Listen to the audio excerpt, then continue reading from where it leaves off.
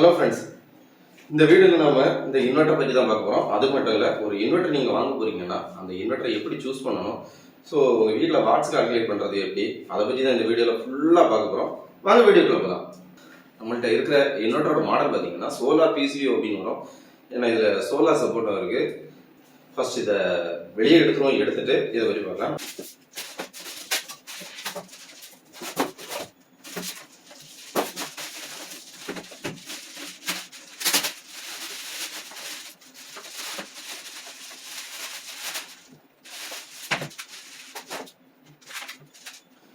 Instruction manual கொடுத்துருக்காங்க, ரெண்டாக படிச்சு பார்ப்போம்.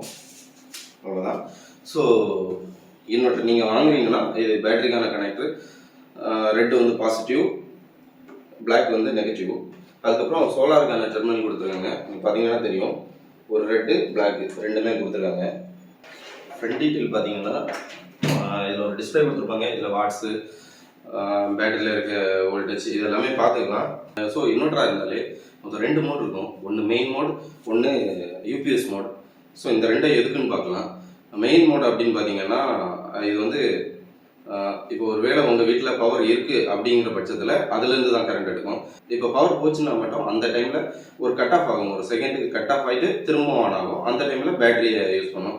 ஸோ கரண்ட் பட்சத்தில் பேட்டரி யூஸ் பண்ணாது, பைபாஸாக தான் இருக்கும். அந்த கரண்ட் போகிற டைமில் மட்டும்தான் அந்த பேட்டரி யூஸ் பண்ணும். ஸோ இது மெயின் மோடு.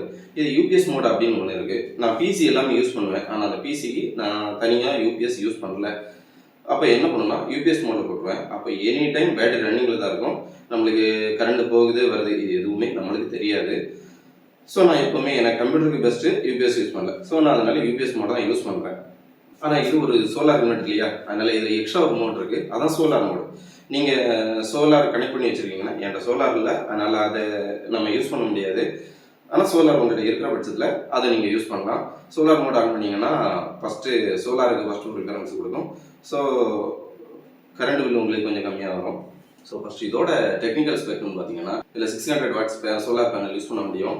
அதுவும் 12 வாட் பேனல் தான்.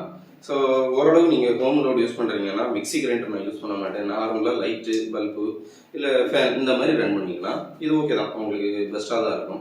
ஸோ இன்வெர்ட்டர் சூஸ் பண்ணுறது எப்படி அப்படின்னு பார்ப்போம். மாடல் நம்பர் 1450 போட்டிருக்காங்க. ஸோ இதோட பிஏ அப்படின்னு பார்த்தீங்கன்னா 1450 இருக்கலாம், இல்லை அதோட கொஞ்சம் கம்மியாக இருக்கலாம். ஆனால் இதில் இன்னொரு பெரிய ஃபேக்டர் இருக்குது.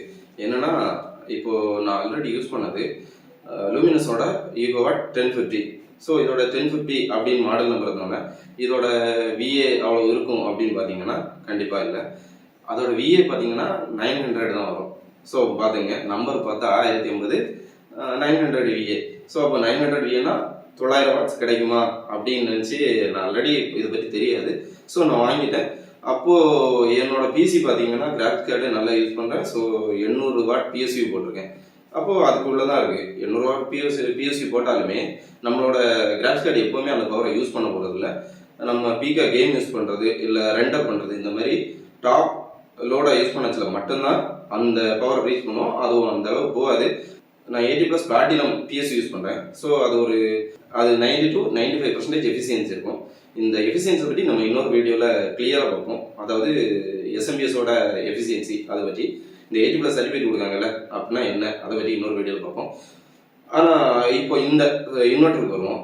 ஸோ நான் ஆல்ரெடி வாங்கியிருந்ததில் இந்த மாதிரி வாங்கிட்டேன். 900 விஏ சப்போர்ட் இருக்குது. ஸோ அதுக்கப்புறம் பார்த்தீங்கன்னா நான் யூஸ் பண்ணிக்கிட்டு ஆல்ரெடி மானிட்டர் யூஸ் பண்ணுறோம். அது அந்த பிஎஸ்சியில் வராது. கேமிங் மானிட்டர்னால அது ஒரு 40 வாட்ஸ் இருக்குன்னு வைங்களேன். அதுக்கப்புறம் இந்த ரூமில் ஃபேன் இருக்கும். ஸோ அது ஒரு 100 வாட்ஸ் போட்டுருங்க. ஆல்ரெடி 800 + 100 இப்போது 900 வாட்ஸ் வந்துடுது. அப்போ 900 விஏனா ஓகே சப்போர்ட் ஆயிருமான்னு பார்த்தா கரண்ட் போயாச்சுன்னா இன்ஸ்டன்ட் ஆஃப் ஆயிடும். நான் ஆல்ரெடி யூபிஎஸ் மோட் யூஸ் பண்ணுறேன், ஆஃப் ஆயிடும். இன்னும் அதை வைக்கணும். அதுக்கப்புறம் தான் இதை பற்றி ரிசர்ச் பண்ணி பார்க்கல 900 விஏனா அவங்க இன்னொரு டேர்மை மென்ஷன் பண்ணுறாங்க. அதோட எஃபிஷியன்சி 80% தான் இருக்கும். ஸோ இப்போ என்ன ஆகுதுன்னா 80% எஃபிஷியன்சி அப்படின்னு பார்க்கல, இப்போ 900 விஏ இருக்குன்னா அதுலேருந்து உங்களுக்கு கிடைக்கக்கூடிய வாட்ஸ் பார்த்தீங்கன்னா 750 வாட்ஸ் அந்த ரேஞ்சில் தான் உங்களுக்கு கிடைக்கும். ஸோ இது என்னோட மெயின் பிரச்சனை. இப்போ நான் நார்மலாக யூஸ் பண்ணுற லோடு இதோட ஒரு லோடு ஆகத்தில் கண்டிப்பாக ஆஃப் ஆயிடும். அப்போ அந்த இன்வெர்ட்டரோட மாடல் நம்பர் பார்த்தீங்கன்னா 1050, கிடைக்கக்கூடியது பார்த்தீங்கன்னா 750 தான். அப்போ இது எவ்வளோ பெரிய ஏமாத்துன்னு பார்த்துங்க. அதுக்காக ஓரளவு வாட்ஸை பார்த்து தான் நான் இதை பார்த்துருக்கேன். இதில் 1450 போட்டிருக்கான். ஸோ ஒருவேளை இதோட வாட்ஸ் பார்த்தீங்க விஏ பவர் பார்த்தீங்கன்னா 1250 அந்த ரேஞ்சு தான் இருக்கும். ஆனால் இதில் இந்த மேனுவல் நம்ம கரெக்டாக படிக்கிறது இல்லை. இதில் மென்ஷன் பண்ணியிருக்காங்க 80% எஃபிசியன்சி அப்படின்னு.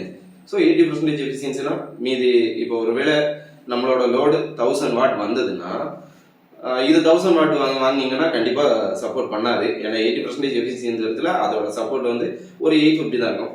ஸோ ஆனால் நான் வாங்கியிருக்கிறது 1250 விஏ கண்டிப்பாக இருக்கலாம். 1450 போட்டிருக்காங்கல்ல, ஸோ அப்போ இருக்கும்.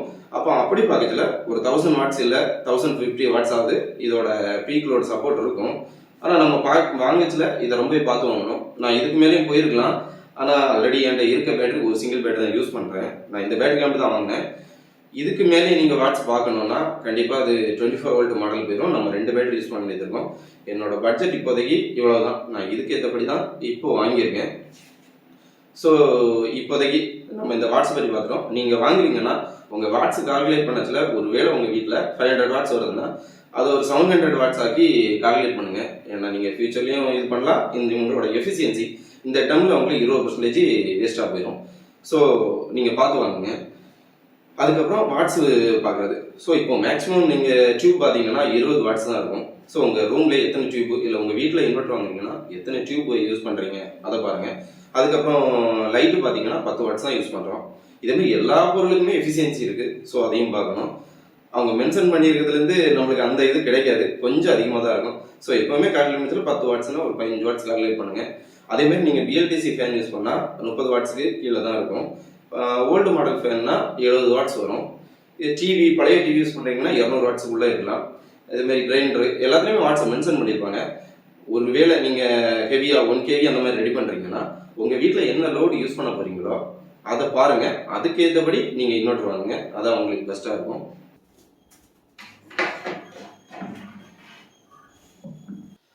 பாசிட்டிவ் நெகட்டிவ் பொலாரிட்டி கரெக்டாக பார்த்து மாட்டிடுங்க.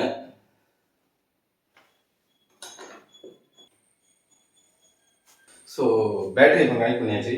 இந்த பாசிட்டிவ் நெகட்டிவ் இந்த பொலாரிட்டி பேட்டரி கனெக்ட் பண்ணச்சில் மிஸ் பண்ணிடுறாங்க. அது கண்டிப்பாக கரெக்டாக மாட்டிடுங்க. அவ்வளோதாங்க. இதை இன்ஸ்டால் பண்ணிட்டேன். இன்ஸ்டால் பண்ணத்தில் பேட்டரி பண்ணத்தில் இதில் பொலாரிட்டி இருக்கும், இதில் பாசிட்டிவ் இருக்குது. ஓகே, பாசிட்டிவ் அதுக்கு ரெட்டு கனெக்ட் பண்ணுங்கள். அதேமாதிரி இந்த சைடுல நெகட்டிவ் இருக்கும், நெகட்டிவ்க்கு பிளாக்கு. இதை மட்டும் பார்த்து கனெக்ட் பண்ணிடுங்க. அவ்வளோதான். அப்புறம் இந்த இன்வெர்ட்டர் பார்த்தீங்கன்னா இது ஒரு சோலார் இன்வெர்ட்டர் ஃபஸ்ட்டே சொன்னேன். ஸோ இப்போது பவர் சப்ளையில் கொடுத்துட்டு நான் சோலார் யூஸ் பண்ணல, அதனால் அந்த லைட்டு பிளிங்க் ஆகலை. இதில் இருக்குது. இப்போ கரண்ட் போச்சுன்னா ஆட்டோமேட்டிக்காக யூபிஎஸ் மோட் ஆன் ஆயிரும். எவ்வளோ வோல்ட்டு கரண்ட் வருது எல்லாத்தையும் இதிலே பார்த்துக்க முடியும். இப்போ ஒரு சோலார் கனெக்ட் பண்ணியிருந்தேன்னா சார்ஜிங் எவ்வளோ ஆயிருக்கு, பேனலோட வோல்ட்டு ஆம்பியர் எல்லாமே பார்க்கலாம். அந்தளவு இந்த டிஸ்பிளே ஓரளவு டீட்டெயில் நிறைய இருக்குது. ஸோ அவ்வளோதான் ஃப்ரெண்ட்ஸ் இந்த வீடியோ பிடிச்சிருக்கா உங்கள் ஃப்ரெண்டுக்கு ஷேர் பண்ணுங்கள். இல்லை நீங்கள் கன்னியாகுமரி மாவட்டத்தில் இருந்தீங்கன்னா உங்கள் வீட்டுக்கு சிசிடிவி இல்லை கம்ப்யூட்டர் ஏதாவது இன்ஸ்டால் பண்ணோன்னா நான் ஆன்சைட்டுக்கும் வந்து பண்ணி தருவேன். என் கான்டாக்ட் நம்பர் டிஸ்கிரிப்ஷனில் இருக்குது, என்னை கான்டாக்ட் பண்ணுங்கள். இல்லை தமிழ்நாடு மொத்தத்தில் எங்கே இருந்தாலுமே உங்களுக்கு பிசி வேணும்னா நம்மள்கிட்ட கேளுங்க, கொட்டேஷன் தரோம். உங்களுக்கு பிடிச்சிருந்துன்னா பண்ணிக்கலாம்.